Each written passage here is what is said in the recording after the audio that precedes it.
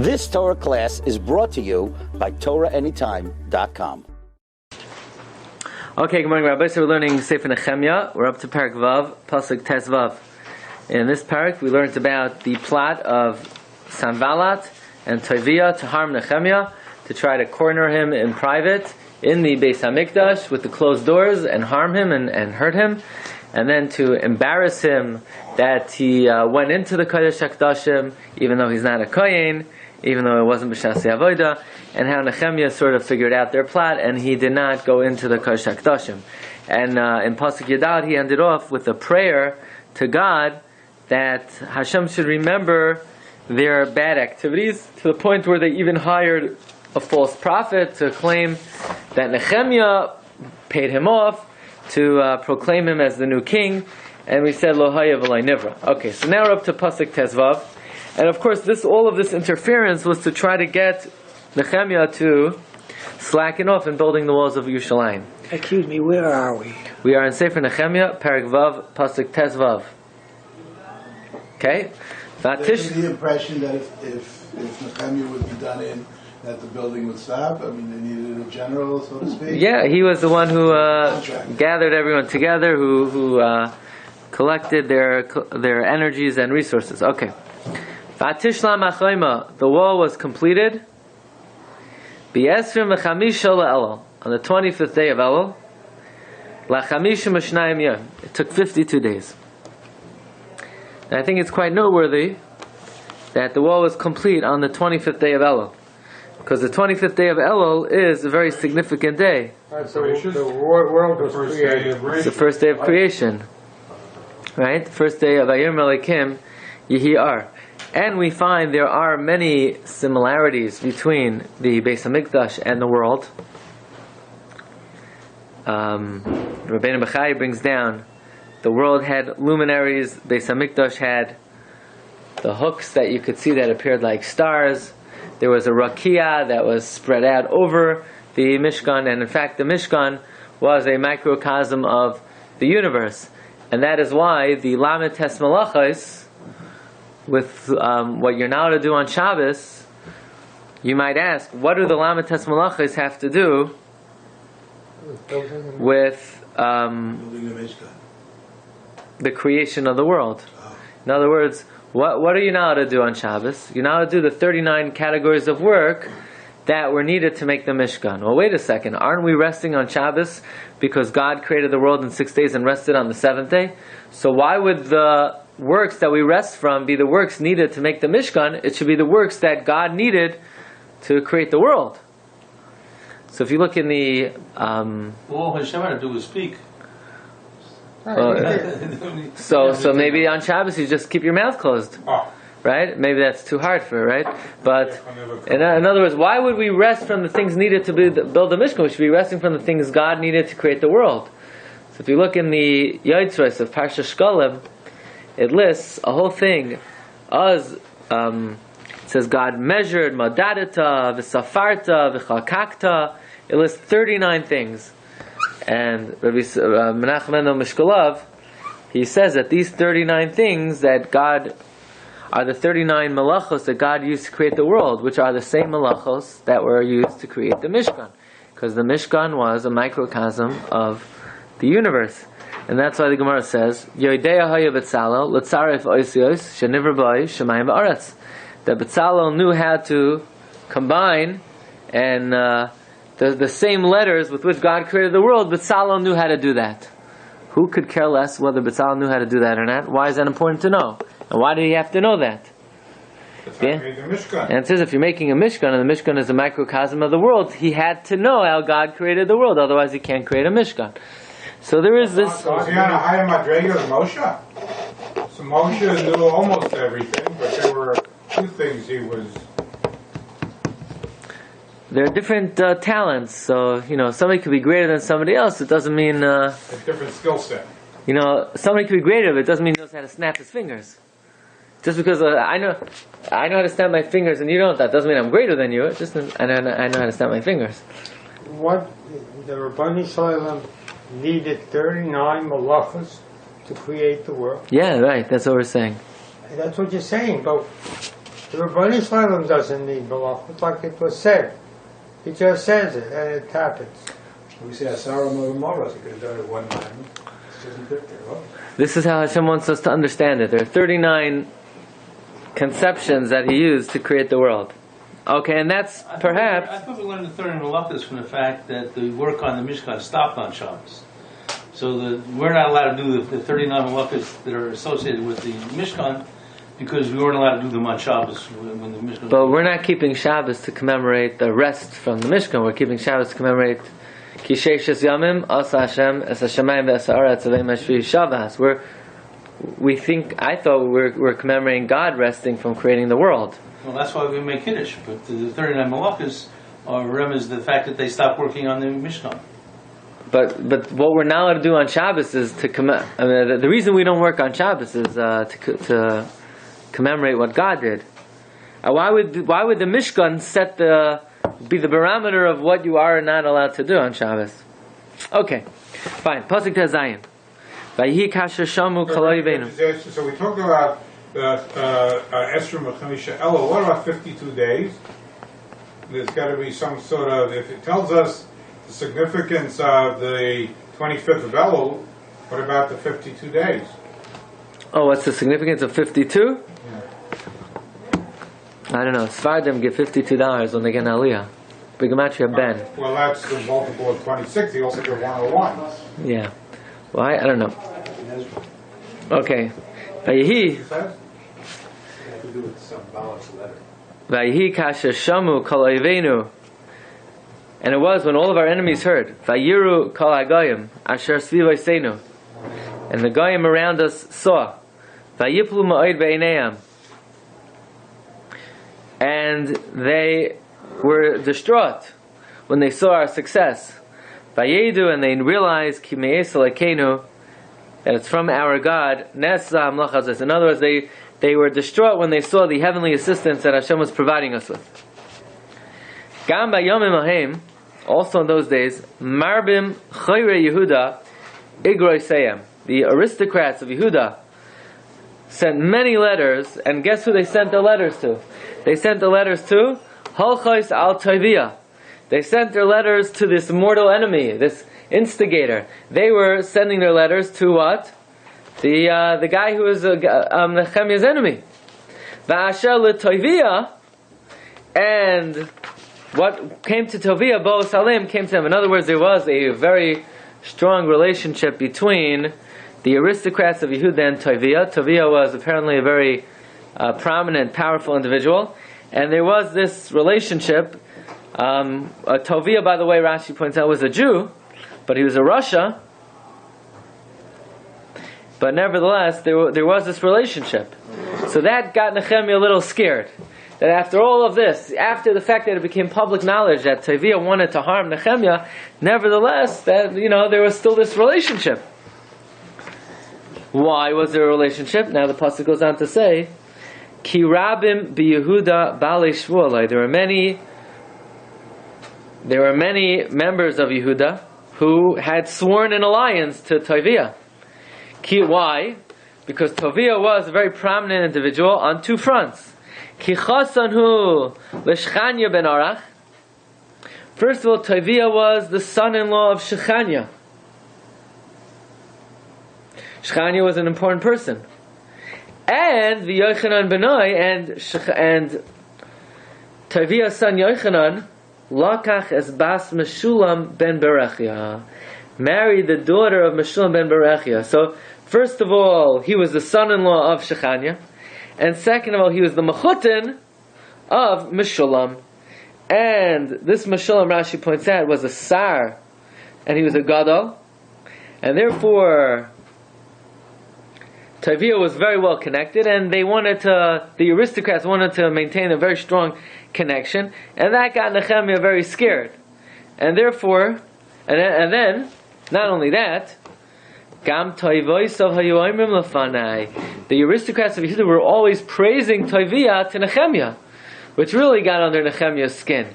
That, you're praising the guy? The guy's a Rasha. Udvarai, in my words, Nechemia is saying, of my disparaging Tovia, they used to report back to him. how you might see him like. They would tell him. And therefore Tovia didn't like Nechemia, and Tovia would constantly send Nechemia frightening letters, scary letters. Maybe, maybe you want to check into your wall. I think there are a few violations that you wouldn't want the government to find out about it. Igroi shalach Tovia li'areni. And letters Tovia sent to Nechemia. And therefore, the next parak tells us about what Nechemia did to secure the city, because he did feel vulnerable, because there were people out to get him. Parak Zayin. The letters he sent to them was to do what? To frighten. To stop building? Yeah, Rashi says, "L'hafchideini shalivnois binyan Nechemia." They wanted to. No more expansion. What? No more expansion. Like Yeah. we went to upstate Israel. Yeah, like financial caves. Yeah. Vayihi kasher nivnes ha'chayma. When the wall was built, va'amid hadlasis, I put up the doors. Vayipaktu hashayarim, and I appointed the gatekeepers, v'hamish shayarim, and the singers, v'halavim, and the Levites. 3 positions,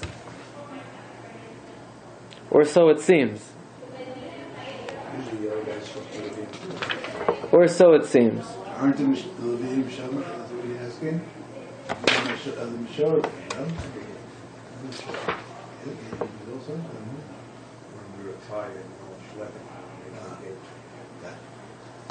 These the gatekeepers from Yerushalayim, or So the way the Rabbi reads the pasuk is that the Halavim is going back on the Sharim and the Mesharim. In other words, the gatekeepers and the singers, they were Leviim. Okay? These are gatekeepers from the base of Mikdash or from the walls around Yerushalayim? Because gatekeepers around the walls of Yerushalayim don't have to be Levium, only by the base of Mikdash.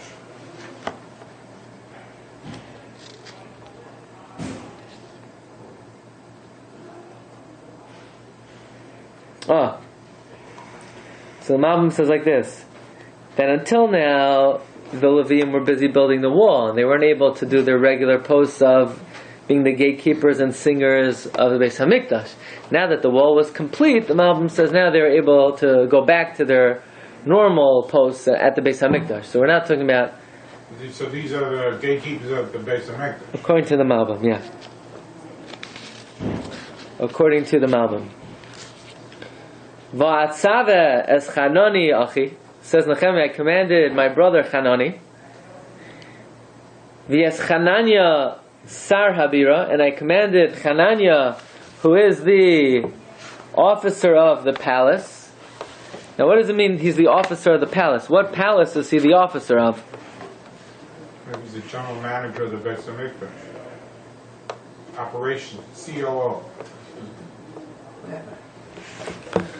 Okay. Not CEO, COO. He's the Sar Habira. Facilities manager.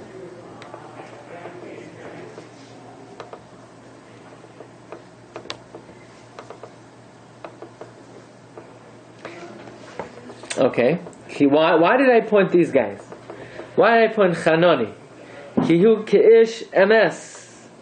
He was a man of truth. Like Ish MS? Oh. Is that Ish MS? Either he is or he isn't. Ish. Oh, there is. Cheated on his taxes. I don't know, it's like little nepotism here.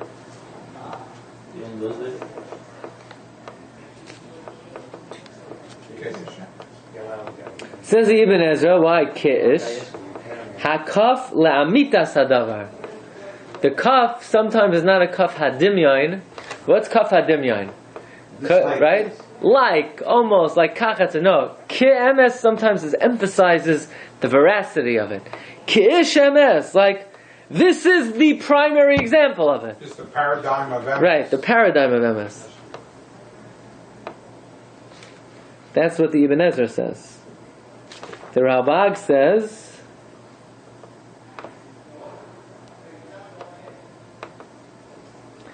that it's an extra letter. He doesn't make emphasis on the ki'ish.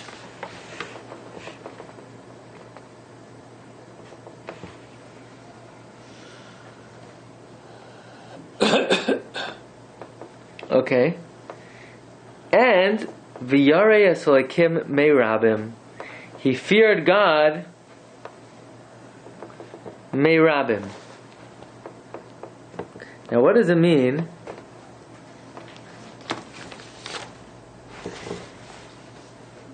He feared God me'rabim. Zakt Rashi. Me'rabim means miyamim rabim. He's been God-fearing a very long time. He's a long-standing, God-fearing. He's a well-known, well-established God. He's been fearing God for a very long time. The Rabbi learns,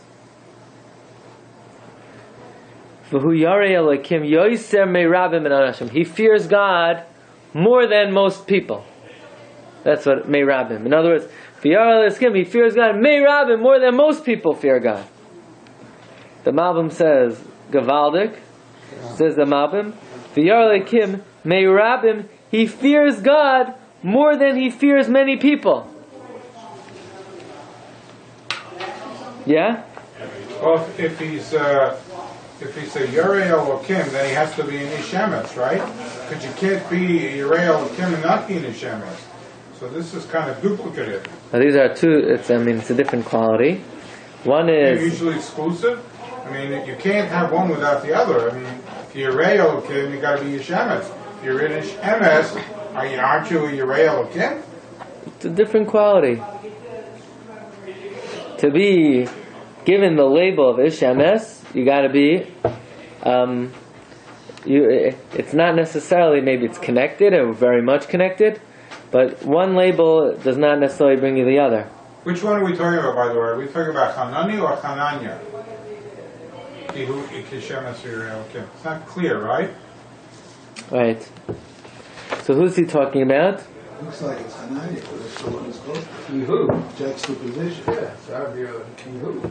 Then why would it be in the same pasuk, right? So the Rabbi learns it's going on Hananya. In other words, Hanani I get. You know why? He's his brother. But Hananya, who's Hananya? So Hananya is the Ish Emes. That's how the Rabbi learns. So what is Hanani? What job did he get? Hananya was the son. By the way, the Metzudas David also learns Hananya was the one who's the Ish Emes. It's going to say in the next psukim. Okay. So Hananiah, we are to assume that he also was in Ish Emes and Yirei Elokim? No. He was just appointed. We have no evidence. My brother. Right. We have no evidence that Hanani had those descriptions. I'm sure he's a good guy also. But Yaakov and Esau. doesn't say about him. Va'oimar lohem, I said to them like this. Lo yipaschu share Yushalayim ad chayim hashemesh. Let the gates of Yushalayim not open until the sun is hot. Not until well in the day. V'ad heim oimdim. And while they're standing, yagifu hadalasais. The doors should be locked. Ve'echayzu, they should be held. V'ha made mishmarais. You should establish guards. Yoshve Yushalayim. For the inhabitants of Yushalayim. Ish b'mishmaroi. Each man at his post. The ish neged beisai. And each man opposite his house. What does it mean that they should be open and closed at the same time? Oh, now you're asking good. How could a door be opened and closed at the same time? Two sets of doors. Who says they're open? It says, Lo yipaschu shari shalayim ad chol hashemesh, which means when it is chol hashemesh, they are paseah. Okay, so let's see Rashi. Ad chol hashemesh, ad chatzi hayom hayom gadol. Do not open the doors until noon. Bi'ad heimoimdim. And while they're standing, says Rashi, v'oid sha'arim psuchim. And while the gates are open, you oimdim. They should be standing. Shelo yazuzu, they shouldn't move. Ad yagifu, until you lock. V'yizguru hadalasos, and close the doors. V'haroitza latzeis yetze min ha'ir. V'haroitza likanas yava v'yichnas. So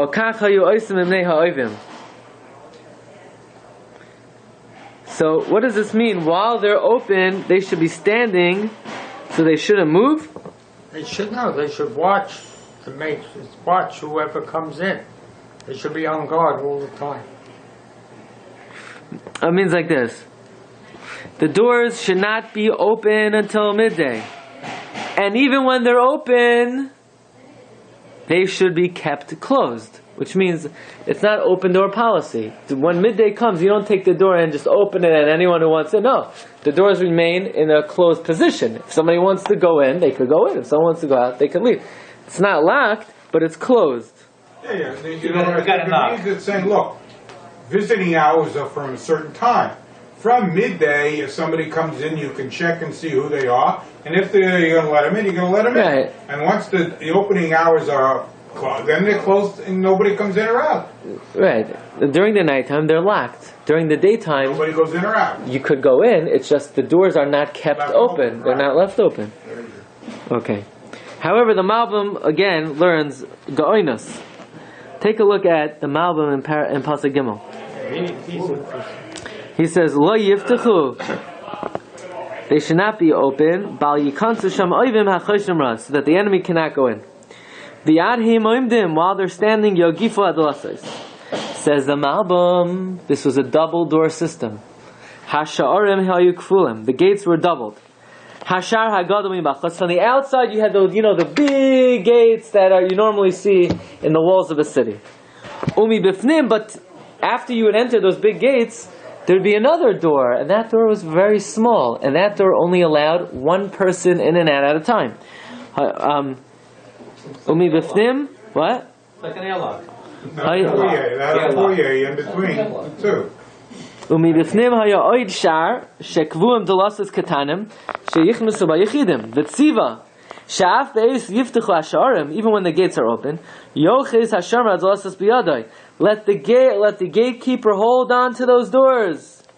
They should be closed, yumugafim leipsuchim, so that every person that goes through that individual door, you could check. You could do security.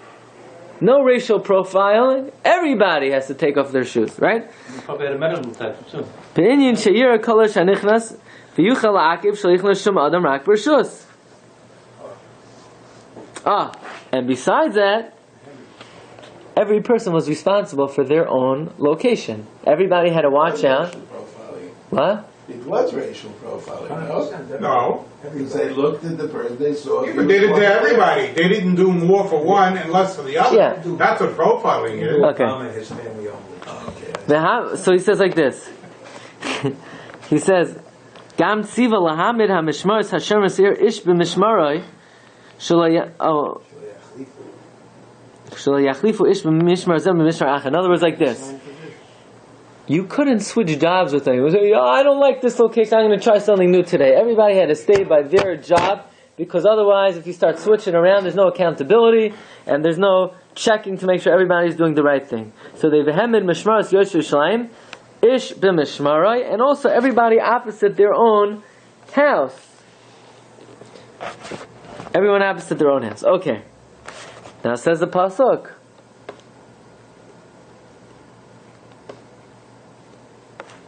Why was it so important to guard the city so carefully? It's not like you're dealing with the Roman army here. I mean, Eretz Yisrael is not really that occupied. You don't have that many surrounding enemies.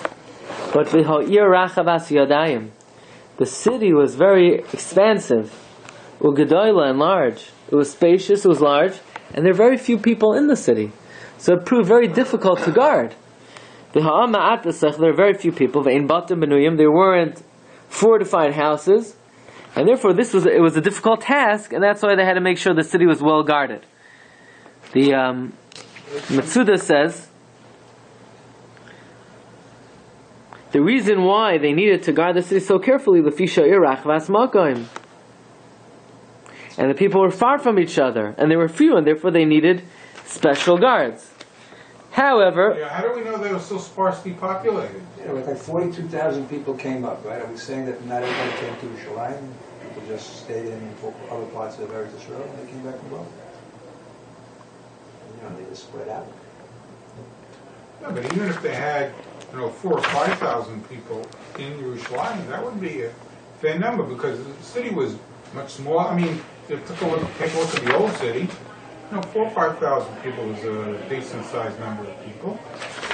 It's not huge, but it's certainly not like you have 100 people there, and it'd be tough to assign guards. And all the other guys, all the other nations that came and taken to it. That's what the puzzle. You wouldn't make them. The city was not densely populated. Where everybody lived, we're going to see it because Nechemia is about to count the people. Nechemia is about to count the people.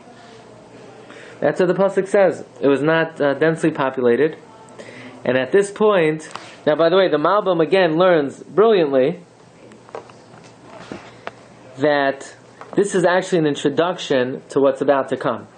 The Metzudas learned this was an explanation for why Nechemia wanted to guard the city. The Malbim learns this is a hakdama to why Nechemia was about to look at the lineage of the people. We're about to learn that Nechemia counts the people and traces their lineage, and that was for the purpose of, he wanted to persuade all the families to get their extended family to come back to Yerushalayim.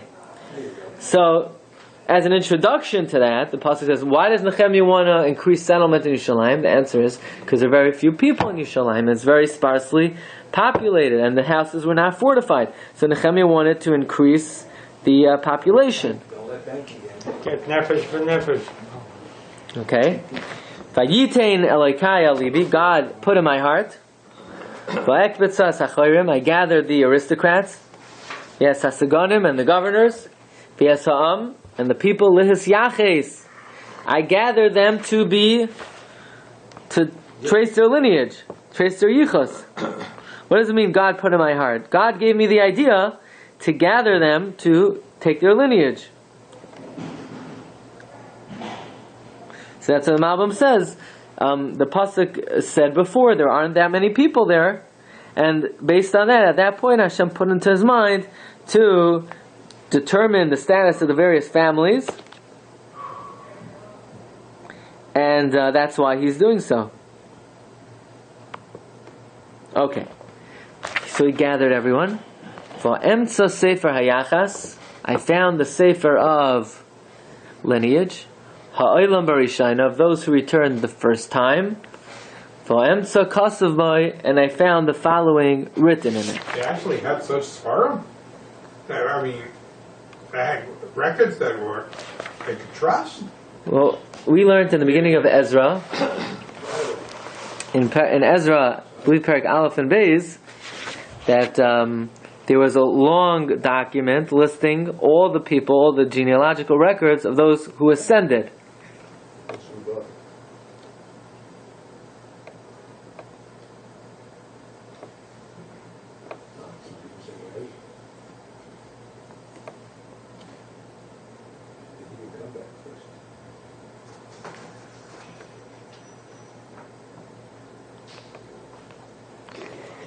Take a look at the Metzudas. What does it mean that I found the Sefer Yachas Ha'olam Barishayna, of those who came the first time? What does it mean? Who's the first time? Who's the second time? So it says in Metzudas, Ha'olam Barishayna, Shel Ha'olam Barishayna im Zerubbabel, the ones that came up with Zerubbabel.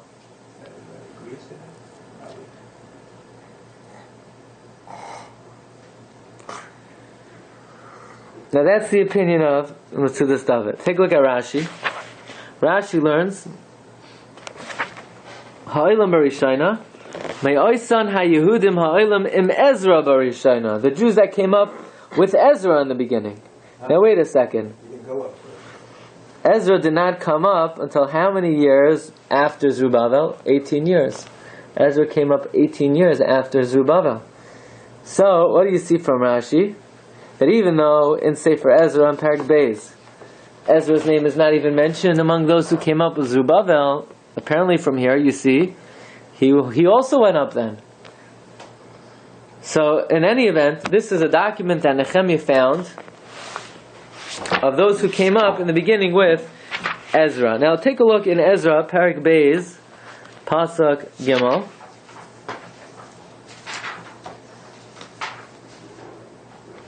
Yeah, in the beginning of the parak, the Eila b'nei HaMedina ha'olam b'shvi ha'gala asher heglan v'chanetim ha'bav l'vava v'yashu v'yushtayim v'Yehuda ish le'iroi. That came with Zerubbabel, Yeshua, Nechemia, Sraya, Re'elia. And remember we had that whole parak in Ezra of names. His name not there? What? His name? And Ezra's name is not there.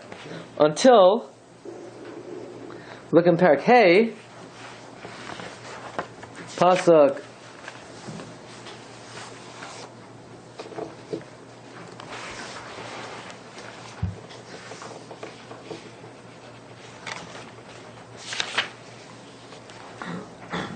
Ches,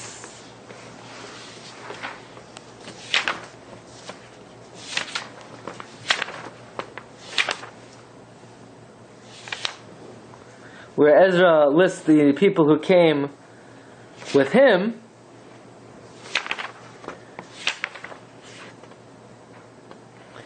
Now, Pasuk Zayin is when Parak Zayin, is when Ezra comes up, right? Who Ezra Olam Ibavel. So apparently Ezra had made a return earlier, but maybe at that point he was not as well known, or maybe he wasn't worthy. Maybe he left and came back the second time. Right, but why wasn't his name listed there? Maybe he was younger then. Maybe he wasn't worthy to be counted then. But or he made his intention known that he was just coming for a short time and would return later. When did Nechemia come? I mean, Ezra came even before him, his ATF, he came 18 years later, he still came before Nechemia. When did Nechemia come? Yeah, in relation to Ezra, when did Nechemia come? Well, It came later. Many learn that Zerubbabel is Nechemia. So if that's the case, he came 18 years earlier. The Gemara in Sanhedrin Alam Neches says Nechemia is Zerubbabel.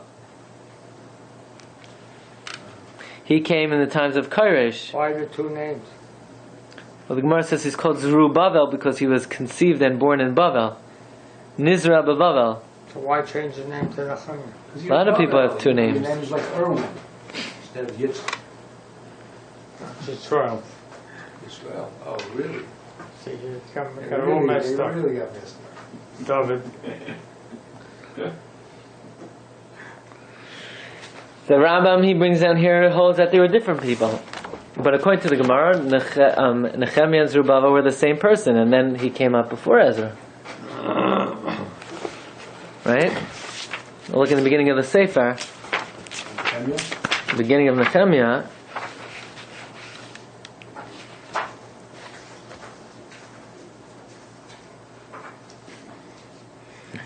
By the way, if you look in Nechemia, Parak Aleph Pasuk Beis, it says, "Vayavai Chanani Echad Me'achai." Chanani, one of my brothers, came. So, presumably, this Chanani over here is the same guy.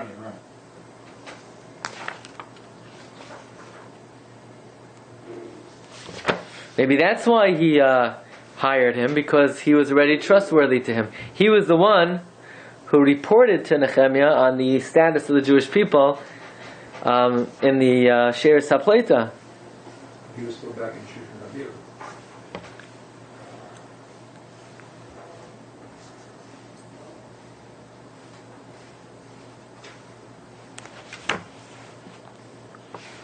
Yeah. This is about 25 years later, he's going through the list. Right. How many years later? So there are people that were born and died, and people that went back to Bavel. Yeah, he says this is 14 years after the Beis HaMikdash was dedicated. And how many years after Zerubbabel came was the Beis HaMikdash dedicated? I think 18 years. 18. 18 years after Zerubbabel, there is another group headed by Ezra. Now, I don't know, but that doesn't mean the Beis HaMikdash was dedicated yet.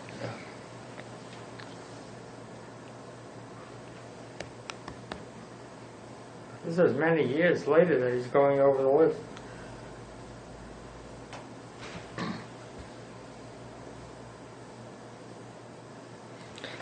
Yeah. Probably more than 20 years. So we're going to see that the list is almost identical to the one in Ezra, like we point out when we were learning Ezra, but there are small discrepancies. In terms of the total amount, it's going to be the same, but in terms of the individual family amount, they will be slightly different. How could the total be the same if people are coming and going, dying? Because probably the total of both are given for the same amount, at the same time. In other words, both totals are the amount of people that came up. But now the question is, how many people are there 20 years later? So then each family So the census is counted. came up the first time. Right. Correct. But it doesn't include any new people that came up. Well, I guess that in order to check the yichus, you have to have a starting point. But what That about would be all, when they came up the first time. but what about all the people, new people that came up? Well, once you start the yichus, then you can figure out who has the correct lineage. Yeah, but And those are the ones you would try to get back. 500 people came, 500 families came the first time. Now it'll be equal, the list will be the same total. So it doesn't count the people that came up since then. No, because that's not the starting point. But don't you want to include now? Yeah, but 25 eventually you'll get there. But now the starting point is the list of the people who came out the first time. If you want to check the yichus, you have to have a starting point. And then you work your way forward from there. But this yichus was checked at the beginning. Yeah, So why is he checking it again? because he wants to get those people who didn't To bring others. bring others. So why they did- have to have the right background, But, They okay, married while they were here. fine. which But is what affirmative about action. the new people? Here, so look, if you look in the back, the back page of the art scroll, they have a chart of the population number difference of each respective family between Ezra and Nechemia. So they have a chart. They also have a chart of the differences and the variations in names. But the bottom line, the total population in Ezra and Nechemia, they shtim. They're exactly the same. But the numbers of individual families, those are different. Now, why would the numbers be different? Well, different explanations. Here he brings down, the Rabbi says that the Ezra's list was compiled during the reign of King Koresh. Nehemiah's list was compiled during Daryavesh. Some of the original immigrants returned back to Galus. Some new immigrants came. So Nehemiah adjusted the numbers of the families accordingly, but he did not adjust the sum tally. Ibn Ezra says the difference, the discrepancy is reflective of the births and deaths.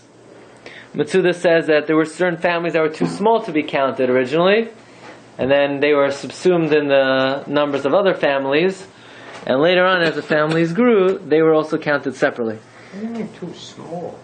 Well, let's say there was a family that had 4 kids, and one of the kids at that time only had 1 child, so we didn't really count him. But then by the time he got to Eretz Yisrael, he had another 3 kids, so we counted that family separately. Okay, so what we're going to do in the next exciting edition of Sefer Nechemia is we're going to go through all the names again until the end of Perek Zayin, another 50 or 60 psukim, counting all the people, all the Kohanim, the Leviim, gatekeepers, horses, camels, and everybody else who returned. And then that brings us pretty close to the end of the Sefer. In the beginning of Nechemia, in the art school, it was a whole machlokas between Rashi and Tosfos. Whether what? Nechemiah's 20th year was. Right, because which king was it? Which cut was it? Koresh or Daryavesh? Right, Tosfos in Rosh Hashanah. Yeah, but according to Rashi, right, it's after Ezra comes. This 20th year is after Ezra comes to Jerusalem. Then that means he can't agree that Zerubbabel is Nechemia. Why? Because the 20th year, he's still back in Shiur Nabira. Page 32 of the art scroll. If Nechemia came up later, how could he be Zerubbabel? Right. That's basically.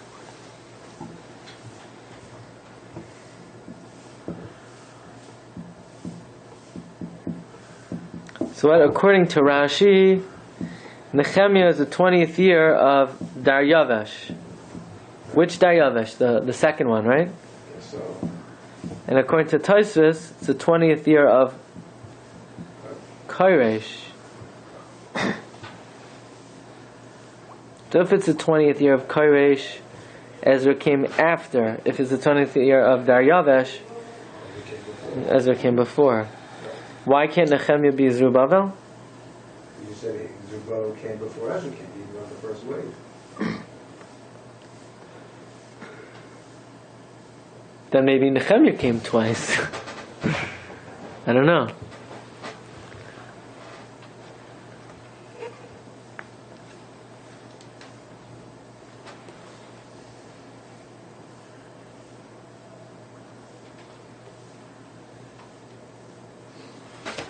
Okay, Rabbi Shkayach. You've just experienced another Torah class brought to you by TorahAnytime.com.